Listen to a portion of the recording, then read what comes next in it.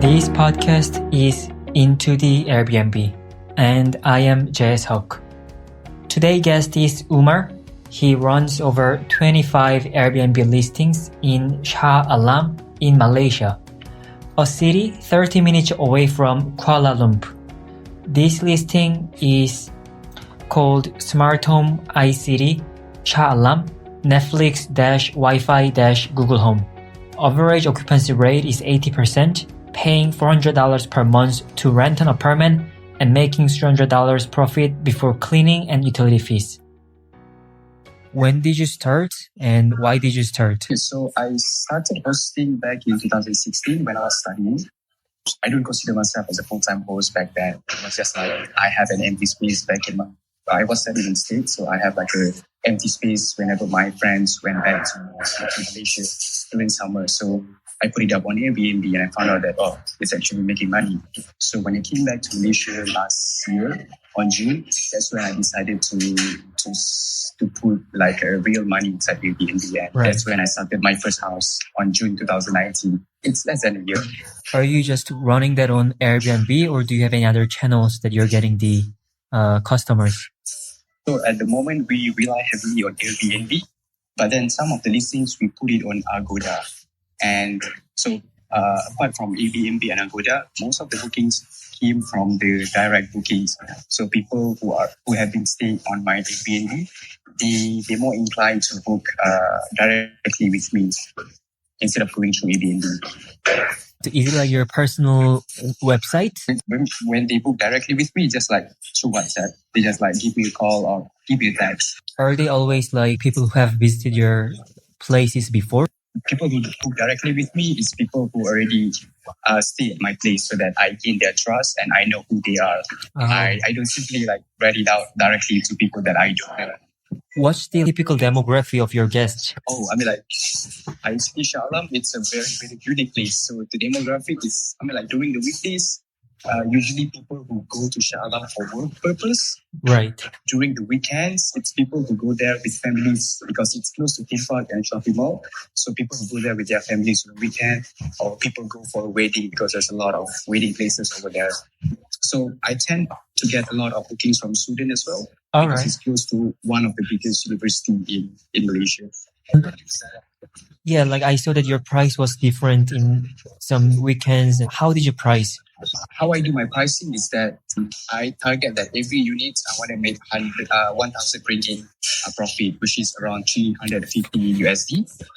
So what I do is I work backtrack. So I put my target as 25 days occupancy. So I calculate how much do I need to price myself in order for me to get 1,000 ringgit profit. Right. So how much of the occupancy rate do you need to have? Is it like 30% per month? 25 days, which is around 80 to 90% occupancy rate. Oh, that's pretty high because when I had a look on one of the listing you showed me, I saw that next 30 days, it has 6 days of the booking. Yep. Okay, so in Shah Alam, people tend to book very last minute. Right.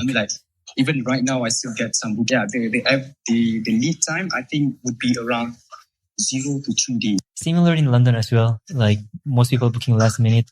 And have you been making like that 300 USD per month, like pretty well until now? Yep. On average, we are making roughly around 300 USD per month for one unit. Do you use any of the listings for like your personal use as well? No. It's 100% for the business purpose. Right. I don't use it for my personal use because I live like 5 minutes away from the place. Right. When you get those houses, do you rent them out or do you buy them? So I think personally, all of the units that we have, we rent it out. Right. Because I personally think that if you want to get into the short-term rental games, it's not wise to buy a property yourself. What's the monthly rental cost of typical one-bedroom flat? It's around 1,200 ringgit, which is around 400 USD. That's 400 USD per month, right? Yep, correct. But didn't you say like you're targeting to make 300 USD per month? Yep. So the 300 USD per month is the profit. So the sales that we are targeting is around 1,000. I guess you're hiring cleaners yourself. Yeah, I mean, like when I first started, I outsourced it to an outsider contractor. Yeah. But then as I'm expanding, there's no economies of scale. So it's a similar. If when I have one listing, I pay them, for example, $30. When I have 15 listing, I still pay them $30 per cleaning. So that's when I think that it's more much more safe for me to create my own cleaning teams instead of hiring an outsider contractor. Right. What is the software that you use for Airbnb? Currently, I'm using Superhost tools. But I know that your person, I mean, like one of the questions you give to me is that what's your favorite Airbnb software? To answer that, I don't have any favorite Airbnb software because I think they don't have a software that can cater to Southeast Asia market, especially for Malaysia market. They don't have that kind of software. So what's the one that you're using then? Superhost tools. Oh, just the Superhost tool. And where do you see yourself in 1 year with this Airbnb? Okay, so I have a few goals that I want to achieve. Yep. The first one is that, so I want to be able to gain control of this specific market in iCity Shah Alam. So there's a lot of competition over there. So I'm planning to become one of the main operator over there. Right. And to do that, what I'm planning to do is I'm planning to play with the price. So when you have a lot of listings, that's when you can have a lower cost. So what I'm planning to do is like to have a lower cost so that I can put a very, very low price in order for the competitors to exit the market. Mm-hmm. And the other goals is that for me to reach out to other big cities in Malaysia. So right now we have 24 in Shah Alam and we have one in KLCC area. So we are planning to expand in KLCC area as well. Okay.